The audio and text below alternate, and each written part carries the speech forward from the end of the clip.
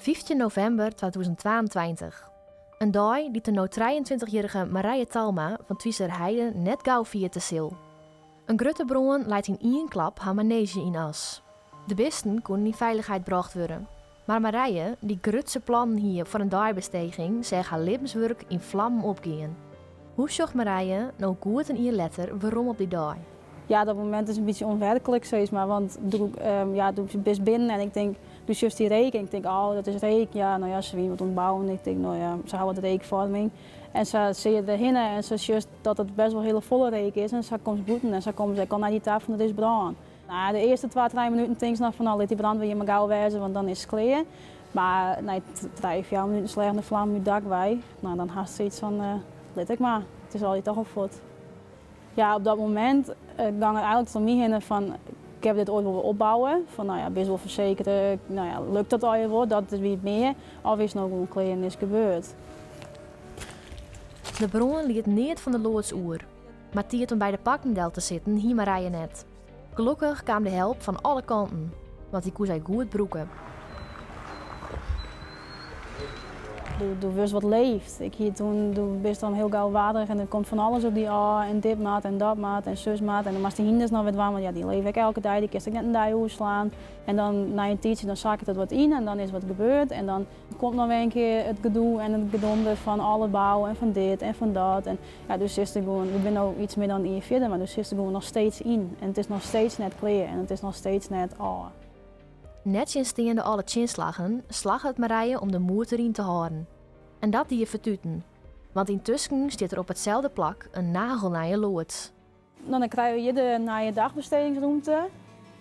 Dit wordt voor de handarbeid en voor de knutselruimte en voor, voor alles wat ze graag met wijn willen. Hier krijgen we de kantine nou, met de hellingbaan van de rolstoel eventueel. En je hebt mooi zicht op de binnenbak. Ik ga altijd zien iedereen zijn van, nou ja, dit plakje is natuurlijk een droomplak omdat het wel wat ik wil. En dat plakje wie het nog steeds en dat plakje dat bleun ik wil. En dan moest er een gebouw op.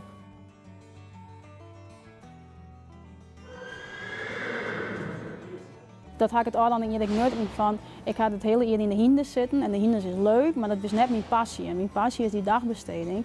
En nou ja, ik hou wel op laatst dan altijd in het chinslag naar de orde komt, dan zei ze misschien wel eens van, nou ja, misschien mag ik maar gewoon in leentjes gaan en dat is ik wel best.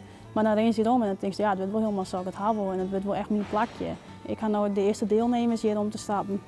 En nou, we doen van alles, we doen net alleen wat met hinders, dat hoeft hier helemaal net. Stadig om begint zuurvernofelijk, zat Marije haar liedskalige dagbesteding hield ik meer vorm te krijgen. Ik had wel in het begin die het had dat ik dan reek zeg zonder dat ik vlam zeg, dat ik dacht van oeh, waar is dat en wat is er nog aan?